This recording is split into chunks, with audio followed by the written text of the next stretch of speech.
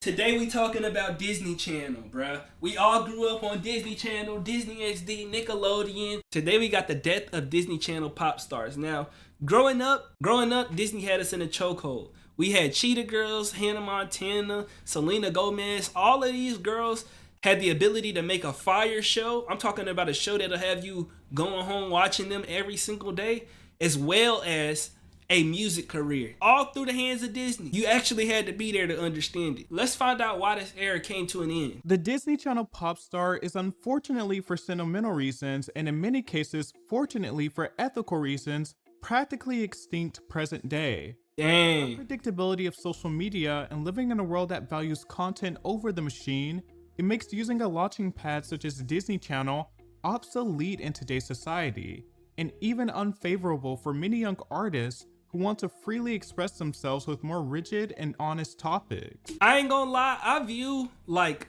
the downfall of television kind of like the downfall of music in a way. It's not like it fell off. It's just we are evolved into a better time right now. Like previously, a lot of people would listen to only music on the radio for real. Like we didn't really have the ability for everybody to just make music. But now with technology and different types of things, especially like social media, people have a voice, so they put out more music and it's easier to put out music. So the music industry has changed. It's a lot more artists. Everybody don't have to go in the car and listen to the radio. We could download the music, we could stream the music, everything completely changed. So even with this, we don't really have these pop stars because instead of everybody watching TV, everybody watch YouTube or TikTok, or they be on Instagram. Like it's a completely different time. Everybody don't have cable. You might have Netflix, Disney Plus, or something like that, but it's just a different way that we consume. Everybody consume stuff differently now. A current day Olivia Rodrigo and Billie Eilish with their potty mouth snarls and unabashed sacral topics would not be able to be the artists they are under Disney Channel constraints. Even in a Disney Channel dominant era, younger artists who were more brash, such as Avril Lavigne, had a very notable gloss sheen over their image and music. Not exactly being afforded the creative risks of someone like Billie Eilish, for example. True. Cause they was like Disney Channel pop stars, not like just pop stars on their own. You know, so they confined to that Disney Channel look, that Disney Channel feel. It's targeted towards children, you know? Whereas a regular pop star could target anybody that they want for real. There were a plethora of Disney Channel pop stars who missed the Disney machine at their prime, just before the internet became the absolute dominant figure in the music career paths for young people. Acts such as Sabrina Carpenter, Zendaya, Olivia Holt, and Bella Thorne saw their pop careers meander, stall, and eventually burn out altogether before they effectively established themselves as music artists. Dang. Sabrina Carpenter and Zendaya have gone on to make noticeable career moves post-Disney. Facts. Their pop careers. And that change up probably got to be so difficult because you go from seeing the blueprint and having the blueprint to success through all of the previous Disney stars, and then you go to hold up, the internet and everything changes. So how I'm gonna keep my relevancy after I get off Disney Channel? Disney Channel not as, come on now, we gotta give them a round of applause. That's elegant right there. Especially Zendaya. She been everywhere. Never got to match the success of true golden Disney pop stars like Selena Gomez, Miley Cyrus, the Jonas Brothers, and Demi Lovato, who all became some of the world's most popular artists under the guidance of Disney. One thing you would not hear a golden Disney pop star be scared to admit is the overall lack of control they had over their image and music, which is not uncommon for most young stars. However, being under a brand that prioritizes and exclusively focuses on family-friendly content, I imagine it would be a bit harsher than your everyday label, especially taking into account that most of these artists had shows to coincide with their music careers. True. Album sales. Facts. Miley Cyrus, for example, had her music career built up for her off the back of the show Hannah Montana, which focused on a young teen who lives a double life as a global superstar, which in many ways would become a real-life premise for Miley, as well as predict her future as a pop chameleon. Yeah, and she was actually doing the songs for the show. Like that's, bro, the way they had that thing integrated in is just legendary, bro. Like really like building superstars and having their own show. Like, come on, bro. But her earlier work was heavily restrained, Even her debut album, 2007's Hannah Montana 2, Meet Miley Cyrus, was released as a double album, which was a smart marketing move in helping Miley's official recording career take off. However, at that point, her career was still largely bound to the Hannah Montana I just gotta sit here and take a look, man. Character, and there wasn't a clear distinction between the worlds in their. I remember these days. But Miley, being the force that she is, would inevitably outsize the Hannah Montana brand, which is a feat that not many of her peers or predecessors have had the honor of doing with their leading shows, like Hilary Duff, for example. While it can be simply said that Miley has the X factor, her road to creative freedom was not easy, notably cracking the glass ceiling of her Disney image with 2010's Can't Be Tamed, and smashing it all together with her follow-up record, Bangers. Yeah. When Miley was shaking things up with. I think the fact that she really went her own route and just tried to break out of the walls and the challenges that she faced going through that, I think that allowed everybody to really see who she was. Everybody to really see how bad she wanted it. Everybody to really understand and, get involved, continue to follow the storyline. Those people wanted her to be successful, but she had to work for it. And because she worked for it and did it in her own type of way, it was like, bro, we'll give you your respect. And she consistent. Let's be real. She dropped bangers. Bangers. With Can't Be Tamed, she didn't exactly seem pleased with the music at the time of its release, claiming that her newer material doesn't truly inspire her.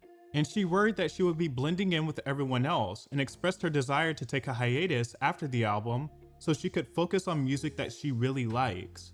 During the lead up to Bangers, she stated that she felt disconnected from Can't Be Tamed. This isn't unique to Miley.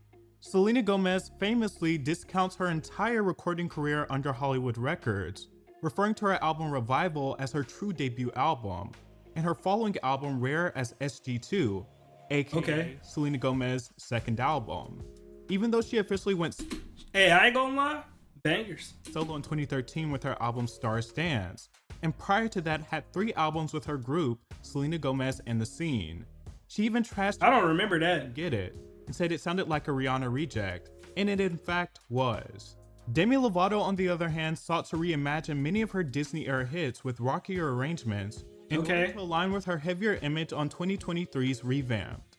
The Jonas Brothers have notoriously I gotta check some of her stuff out. Always been songwriters and producers, even producing and writing for many of their fellow Disney peers.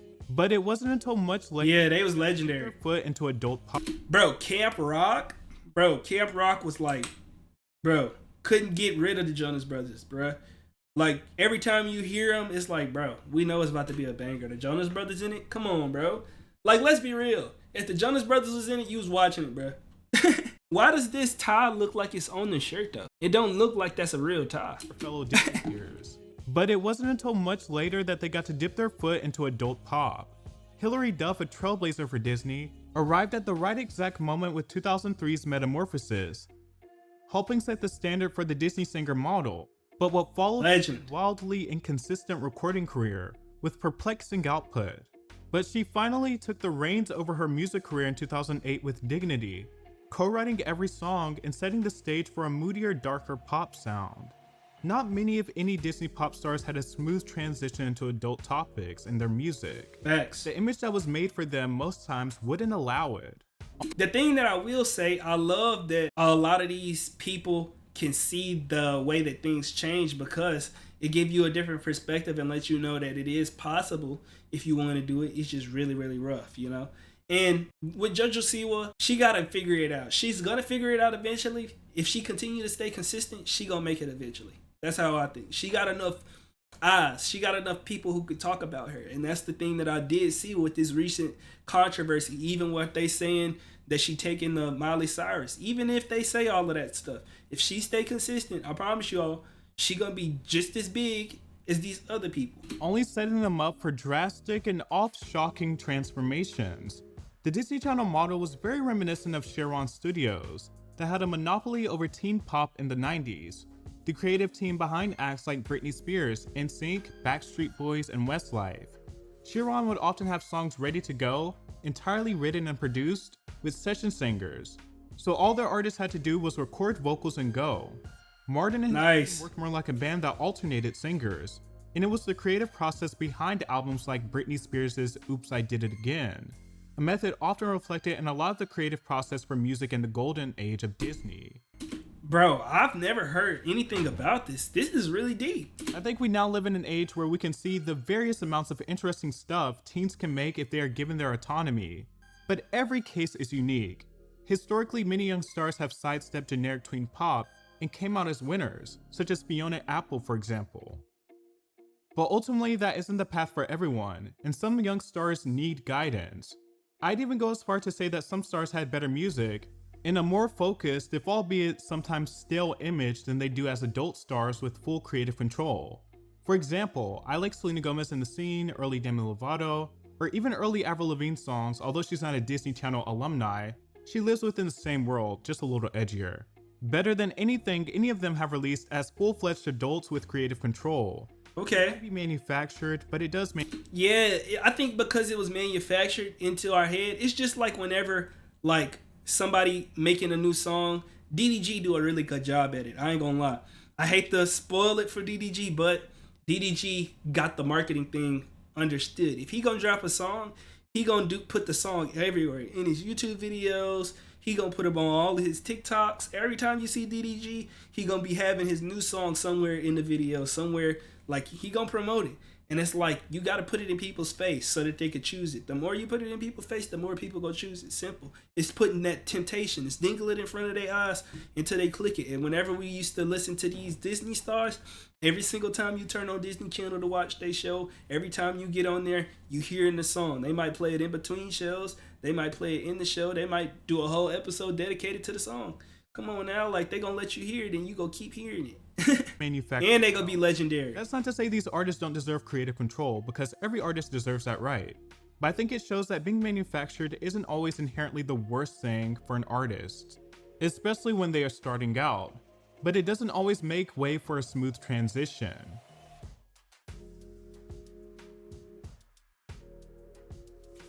That's what it's about. You just gotta grow your brand up enough to get the eyes. Once you got the eyes and your brand big enough, if you know how to market, if you know how to really capture people and be consistent, then you could really change it around. You could do whatever type of content you want. You just gonna have to bleed it in there. It might be rough. You might lose some people, gain some people, lose some people, gain some people. But if you got them eyes and you building a community, it's gonna get there. I'm telling you. That's what it's about. Channel tends to set you up for a lifetime. To some degree, the stars who made it big on Disney will always have a built-in fan base, whether they grow with the entertainer or blindly support them out of nostalgia. They've made an imprint on fans' lives during the most pivotal moments of the human experience, Facts. childhood and teenhood. Many stars from the network have sold millions of records and experienced a whirlwind of success before they can even drive. They tend to become multimedia personalities as well, making it a little easier for Disney alumni to segue into different career paths. For all of my people who over here in the mob, this is what we're doing right now. We together, we spend time together. Every single day I gotta drop a video because I'm giving an episode of your life. Like, you know what I'm saying? Whenever I was growing up, or whenever we was growing up, because I know you cool. Whenever we was growing up and we was watching Disney Channel and stuff like that, they was spending every single day with us. We rocked with it. You know, we learned their lingo. We had certain sayings that we had. We knew the intro song because every single time they would play it, we would hear it. You gotta be in people's ears. So we gonna spend time together. We gonna have episodes of this every single day, and then we gonna continue to expand together. That's how that thing is. You expand, and build something. I be studying. I grew up watching this. All the success comes a lot of hard work. And while these stars are busy making an imprint on young people's lives around the globe, unfortunately, they're being robbed of their own life and experiences in the process. Yeah. Never being able to experience a sense of normalcy. This episode, legendary. They had me in a chokehold, bruh. Dang. Often manifest into other ways as these stars get older, whether that be breakdowns, reclusiveness, or wild behavior, to showcase that they aren't and perhaps never were the images that were created for them. Recently, Miley's insane work schedule from that time period has been making rounds online. Beginning when she was around 12 years old, her workdays would extend for up to 13 hours at a time, Dang. encompassing her entire day. That's tough. Filming the Hannah Montana. Bro, because you got to think, that's a kid. They do be going through it. They be putting that work in. But It's like you gonna get the fame at the end. That's how it be, bro. Dang, that's tough. And then you got to deal with that as a kid. All of the stuff that you go through, like emotionally in your real life, you got to deal with all of that. You don't get to experience the life that every other kid get because you working 13 hours, bro. That's tough. Montana show to doing various interviews, going to the studio, amongst other things such as photo shoots. Take into account that Miley would eventually do tours while filming the show and releasing albums. Dang. Full entire workdays. This is a sad reality for a lot of younger stars during that time period. Before internet, that type of work was often needed to achieve that level of visibility and success. And even if that wasn't the case at a certain point, you still have a brand to uphold and likely contractual obligations. And I think this type of transparency is needed. I think a lot of social media gonna end up like this too. It's not gonna be the exact same way, but I think the way social media going and how companies use social media influencers to sell products and little stuff like that, I think we like the new age TV. I think we like the new age, and every single like channel that you subscribe to and stuff like that, that's like you basically adding that to your television set. Like these my options, and then you might have some drifters in there that you're not subscribed to just to tempt you, just in case you want to watch one. But that's literally what it is. It's the modern day TV, bruh. It's crazy. Welcome to the channel. And all that entails. Because the public rarely gets to see this side of things. With the rise of the internet, the level of media interference and constant press runs is not as omnipresent. All things considered, it's remarkable that someone like Raven-Symoné, who has practically been working since she came out of the womb, before she even became a Disney darling, is still working to this day. She briefly retired, but she is one of Disney's most coveted legends. Yeah, facts. Bro, I'm not gonna lie, and she was in the industry, like stayed with Disney for so long. That's why she's one of the like greats for real. Like, nah, I ain't gonna lie. She worked too. Like, I'm sure she gave up so much of her life, but oh, that's tough. Briefly retired, but she is one of Disney's most coveted legends, even returning to the network to do production and acting on her spin-off, Raven's Home, in 2017. She had a very loaded work life and had her hands in many projects, from her solo music career to the Cheetah Girls, which became an extremely popular series and helped the group sell millions of albums. I miss it. And of course the iconic That's So Raven show. And that doesn't even account for the movies and shows she did for the network, such as College Road Trip, Kim Possible, the Tinkerbell franchise. Bro, Kim Possible, bro. I forgot about that. Yeah, bro. She is a legend, bro. She a legend, bro. She in some of the biggest shows, bro. And I felt like I connected with her shows more than other people just because she was black, bro. It's so crazy how when you a kid, you can resonate with people just off the little things, bro. Because they looked similar to me, I was like, dang, I could possibly be like that. And that's why inclusion is important, bro. Facts, bro. Did for the networks such as College Road Trip, Kim Possible, the Tinkerbell franchise, as well as the Tinkerbell 2 series, just to name a few. Ooh. She's been a constant mainstay at Disney. And as beneficial as it has been for her career, it obviously came with some pressure. Her being a young star is one of the main reasons she did not initially think to come out as gay. Bro, girls don't even wear this hairstyle no more. But back in the day, this was like a normal hairstyle. I remember my younger sisters, they used to have the barrettes in their hair. My mama used to tell me, go get the barrette box. And I would go in there, I couldn't find the rubber bands in the barrette box because they wasn't in the barrette box. They was in the cabinet. Then you run to the cabinet, you can't find it. Now my mama up in there talking about some, if I have to go in there and I find it, on the first look, I'm tearing your tail up. And now I'm in there frantic trying to figure out where it's at. Bro, I miss the times, bro. This is bringing me down memory lane. What's something about your childhood that you remember from Disney? What was like your favorite Disney show, bro? Phineas and Ferb, like, bro, dang, we had some really good times, some really good shows. And we could all, like, that's a part of our childhood that a lot of us can really, really go back to. When things felt good. Like, they really used to take the stress of the world off your shoulders. You literally just be staring at that television, telling us a vision. If you know, you know. I never thought I would come out because my personal life didn't matter, she said. That one must have been tough too. To be sold as, you know, a Raven-Symoné record. Disney Channel has given us a lot of nostalgic, simple, clean bops to look fondly upon. Yeah. Giving us some charismatic and talented stars. and some whose greatest moments truly come from their time on Disney Channel, and others who outsized Disney and became formidable forces on their own chameleonic drive. Disney Channel at the very least still has the power to give a platform to a rising star nowadays, as we have seen with people like Sabrina Carpenter and Olivia Rodrigo, who got their starts on Disney, but their biggest successes in their recording career is completely detached from Disney and the Disney brand. Maybe there will come a day where the Disney Channel model is revamped to fit modern times, because youthful and PG entertainment is something that is important for young people to consume.